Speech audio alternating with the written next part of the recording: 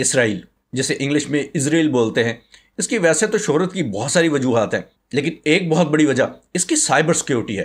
دنیا کی جتنی بڑی بڑی سائبر سیکیورٹی کی فرمز ہیں ان کے ہیڈ آفسز یہاں پہ موجود ہیں، اور کہا جاتا ہے کہ سائبر سیکیورٹی کے حوالے سے، انٹرنیٹ کی سیکیورٹی کے حوالے سے، انٹرنیٹ کو حملوں سے بچانے کے حوالے سے جتنا مربوط، مضبوط اور امپینیٹریبل سسٹم اسرائیل کا ہے، اتنا شاید دنیا میں کسی کا بھی نہیں۔ لیکن اب ہوا یہ ہے کہ پچھلے ایک مہینے سے ایک ہیکرز گروپ اسرائیل کا درد سر بن گیا ہے۔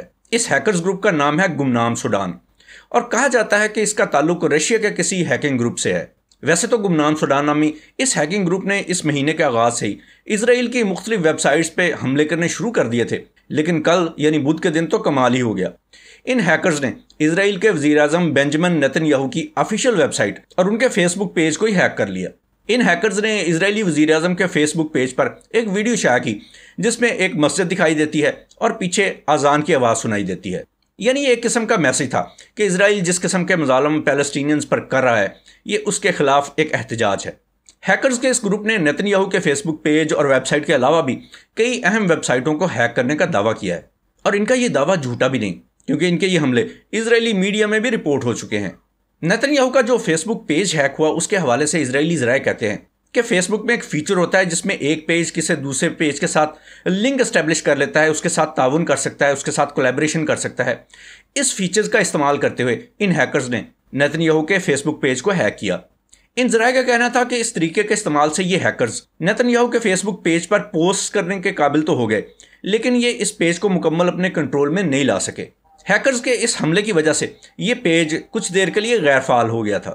اور دوسرا، جو ڈیفرنٹ ویب سائٹس پہ حملے کیے جا رہے ہیں ان کے بارے میں کہا جا رہا ہے کہ یہ ڈسٹریبیوٹڈ ڈینائل آف سروس ٹائپ کے حملے ہیں، جو کمپیوٹر سرورز کو جہاں پہ بہت بڑی مقدار میں ڈیٹا ہوتا ہے ان کو کریش تو کر سکتے ہیں، لیکن وہاں سے معلومات چوری نہیں کر سکتے۔ لیکن اس کے باوجود بھی ہیکرز کے ان حملوں نے اسرائیلی اسٹیٹ کو ہلا کر رکھ دیا ہے۔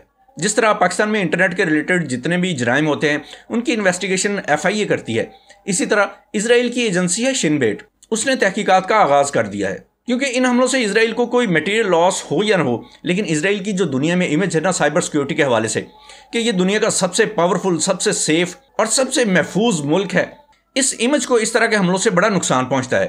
اس لیے اسرائیل میں سائبر سیکیورٹی کے ماہرین اب اس دوڑ میں لگے ہوئے ہیں کہ جتنے حملے اب تک ہو چکے ہیں ان کی نوعیت کو سمجھا جائے، یہ سمجھا جائے کہ یہ کس طرح سے ممکن ہوئے، اور آئندہ اس طرح کے حملوں کو روکنے کے لیے کوئی پیش بندی کی جا سکے۔ ٹائمز آف اسرائیل کا کہنا ہے کہ یہ گروپ جو خود کو گمنام سوڈان کہتا ہے، ان کا خیال ہے کہ اس کا روسی ہیکنگ گروپ کل نیٹ سے تعلق ہے۔ جی ہاں، کل نیٹ۔ حالیہ دنوں میں اس گروپ کی طرف سے، یعنی یہ جو گمنام سوڈان گروپ ہے، اس گروپ کی طرف سے اسرائیل کی بہت ساری ویب سائٹس کو بار بار نشانہ بنایا گیا ہے۔ اس گروپ نے یہ بھی دعویٰ کیا تھا کہ اس نے اس ہفتے کے شروع میں اسرائیل کی جو انٹیلیجنس سروس ہے موساد، جو کہ دنیا میں بڑی مشہور ہے، اس کی ویب سائٹ کو بھی نشانہ بنایا اور اس کو غیر فعال بنا دیا۔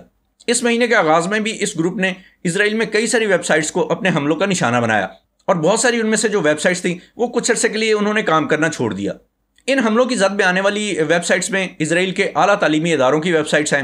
اس کے علاوہ ان کا ایک بڑا مشہور ایئرپورٹ ہے، بن گوریان ایئرپورٹ، اس کی ویب سائٹ پر بھی حملہ کیا گیا اور اسے غیر فعال بنا دیا گیا۔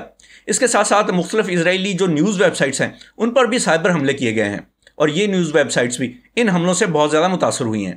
آئی ہوپ آپ کو یہ چھوٹی سی رپورٹ پسند آئی ہوگی، اور اس حوالے سے اگر آپ کے پاس مزید کچھ معلومات ہیں تو میرے سے ضرور شیئر کیجیے گا۔ فی الحال کے لیے اتنا ہی، اپنا خیال رکھیے گا، اللہ حافظ۔